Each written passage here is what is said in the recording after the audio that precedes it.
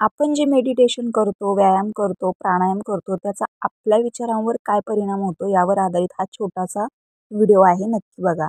आजकाल जो उठतो तो मेडिटेशन करण्याचा सल्ला देतो. मन शांत राहावं म्हणून आपण तसा प्रयत्न करून पाहतोही. पण ते कुठे एका जागी थांबते. डोळे बंद करून ध्यानधारणेचा प्रयत्न केला असता असंख्य विषय मनात थैमान घालत असतात. अशाने मन शांत होण्याऐवजी जास्तच अशांत होतं.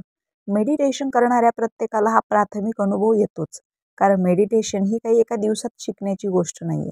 त्यासाठी प्रयत्नपूर्वक सराव करावा लागतो. तो कसा करायचा ते जाणून घेऊया. मन शांत करणे ही सर्वात अवघड गोष्ट आहे. अशातच आजच्या मल्टीटास्किंग युगात आपलं मन इतक्या कामात गोष्टीत अडकलेलं असतं की तिथून सोडवून ते ध्यानमग्न करणे म्हणजे शिवधनुष्यच. मात्र सरावाने आणि सकारात्मकतेने कोणतीही गोष्ट साध्य करता येते. प्रयत्ने कणरगडिता.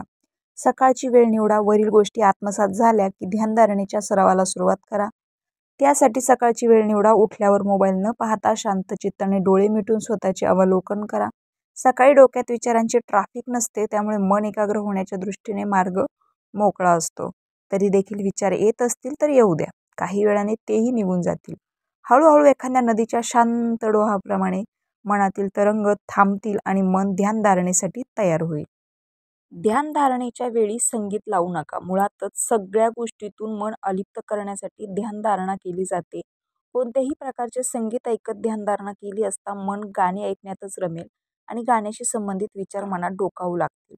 अशा वेळी कोणतेही संगीत न ऐकता आपल्याला श्वासाचे संगीत ऐकायचे आहे हे लक्षात ठेवा. रामकृष्ण हरी.